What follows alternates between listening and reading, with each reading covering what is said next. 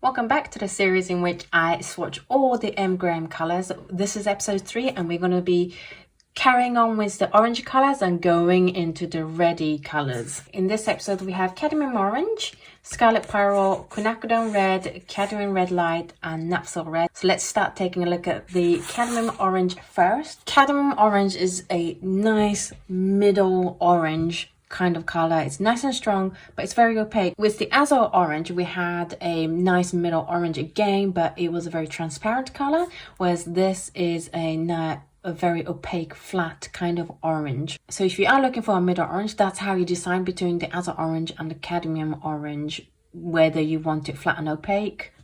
Go for Cadmium Orange, and if you want transparent, a little bit of texture, go for the Azure Orange. It is made with PO20, which is the Cadmium Orange.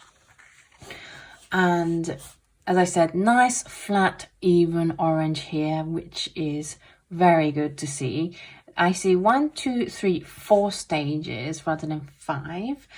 And a little bit of cauliflowering here, very lightly. I use a lot more water than you should to do the gradation so that I can test whether a color is going to cauliflower. If I use excess water and I test the color and it doesn't cauliflower, then in most paintings it's not going to cauliflower. So I push the paint to its limits to see whether it can cope with things or not.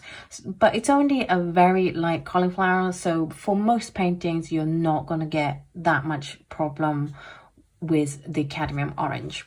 It is classified as opaque, and I would agree with that. There's a lot of deposits on there.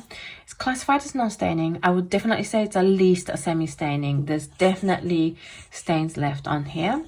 In terms of glazing, because it's so opaque, I mean, there's not much lifting, which is great, but it's also not like you can see the layers below it clearly like you can with the Azure. So if you are going to do a lot of glazing, I would go for Azure Orange over the Cadmium Orange. It is a high tinting strength. You get nice strong mixes with it, and you get almost a black. I would say the Cadmium Orange and the Phthalo Blue Yellow shade from Holbein is a pretty good complementary color. It's a very inky, bluey black kind of color. Then we have the Scarlet Pyrom, which, despite its name, it's definitely still an orangey color. It's a red-orange kind of color. It has nice, smooth, flat look on the mass tone, and then it is prone to cauliflowering here. We have 1, 2, 3, 4 stages again. So you want to be a little bit careful with your water level on your brush when you're painting with this. It is made with Pyrrol 73, which is the Pyrrol Orange. It's classified as transparent, but I would say it's more semi-opaque. I definitely see plenty of deposits on here. Classified as staining, and I would say it's semi-staining to staining. In terms of glazing, I definitely see some lifting happening here.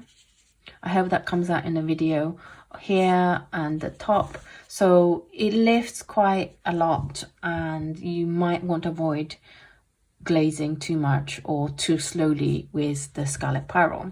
It's very high in tinting strength, and you get nice strong color mixes. It puts up really well with these Phthalos and Quins. So if you have a high tinting strength palette, this would fit right in.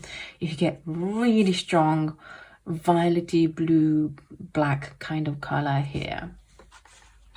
And then we have Quinacridone Red. This Quinacridone Red is incredibly interesting. It has a huge amount of texture, especially the mass down, but you can see even down here. It's not classified as granulating. It's a non-granulating color, and I would hesitate to call this granulation, but there is definitely texture there that you see. And if you use it in the mass tone, you're going to get a lot of streakiness. So that might be something you're looking for, or that might not. Just depends on what you're looking for. But you definitely have to remember that it's not like the Quinacridone Red from Core that was nice and smooth. And even this is more wild version. I see 1, 2, 3, 4 and 5 has definitely melded together, but for a Quinacridone Red and how much water I put on these, there's no cauliflowering. There's some ridging, but no cauliflowering, which is amazing. So if you do struggle with cauliflowering that you don't want, then this might be an interesting one for you. It's also really nice to have a Quinacridone Red that does have texture, just to give us some variety, because there's no other Quinacridone pinky kind of color that has texture. It's classified as transparent, and I would agree with that. It is classified as staining, and I would say semi-staining to staining. It's a good glazer because it's such a transparent color, which is so weird to have transparent color that is textured. It's not granulating, but it's textured. This color is definitely a conundrum within my knowledge of watercolor, but I think it's awesome to have something different here. It creates gorgeous cute little colors, so if you do really sweet cute kind of illustration, this will be an amazing color to have on your palette, because look at these adorable colors that it creates. Then we move into the red colors, and this is the Cadmium Red Light, and I would say that this is tiny bit on the orangey side, but definitely firmly on the red spectrum, and it's definitely not as orangey as some of the orangey reds other brands have, if that makes sense. There's definitely a big jump between a Scarlet Pyrrole and a Cadmium Red Light. There isn't an in-between kind of color. It is a nice flat looking red. It's perfectly even. It's lovely to paint with. I only see 1, 2, 3, 4 stages, and there's a huge value drop off here. I would say it's almost like a velvety light red color. It's so rich and so luxurious kind of color. It's super intense as well. Classified as opaque, and I would agree with that. It's very opaque. It's classified as non-staining. Disagree with that. It's definitely a semi-staining color. In terms of glazing, there's not much left, but because it's so opaque, you also don't really see the layers below it. So you definitely want to water this down if you are going to be glazing with it. It has, not surprisingly, very high tinting strengths. So you're going to get nice strong mixes, and if you have high tinting strength colors, it's going to be great on your palette. It is made with PR 108, which is the Cadmium Red.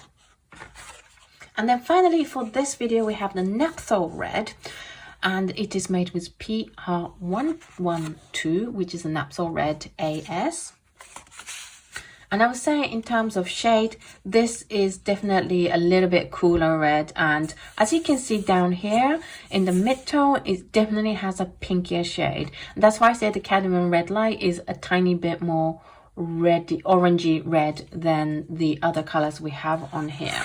It does have a little bit of texture in the mass tone, but you get this beautiful transparent smooth red down here. I would say it has 1, 2, 3, 4 stages.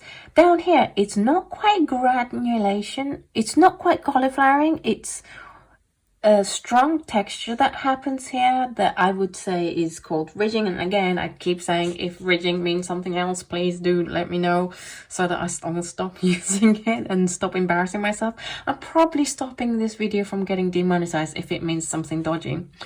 There is a huge value drop off right here in the middle. So if you are wanting a nice even gradation, you're going to have to do a little bit of work to bring that pigment down further. It is classified as transparent. I would say it's semi-transparent. There's definitely some deposits I see on the black band.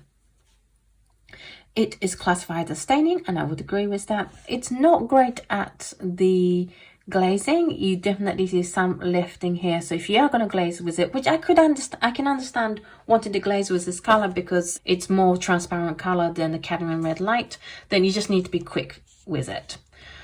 In terms of color mixes, it's very high tinting. Again, the reds are super high in tinting strengths, and so you get nice orange. With the Queen Rose, there's not much difference, but you can see the texture happening here with the Aurelian, and then a very deep violet. It's pretty much a dioxin violet kind of color happening here. If you like these colors and you want to try a few of them, but buying tubes of them are going to be quite expensive, then this month's dot card is perfect for you, as it is the companion card to this series, and it's going to cover the colors that we're covering this month, which are the yellows and oranges. I'm going a little bit into the reds. We have Bismuth Yellow, Hansa Yellow Deep, Cadmium Yellow Deep, Indian Yellow, Azo Orange, Cadmium Orange, and Scarlet Pyrrole. If you like to try these colors out, and there's plenty of paint there. I've seen people send me photos of paintings that they've done just from dot cards. There's that much paint in it, because I hate stingy dot cards.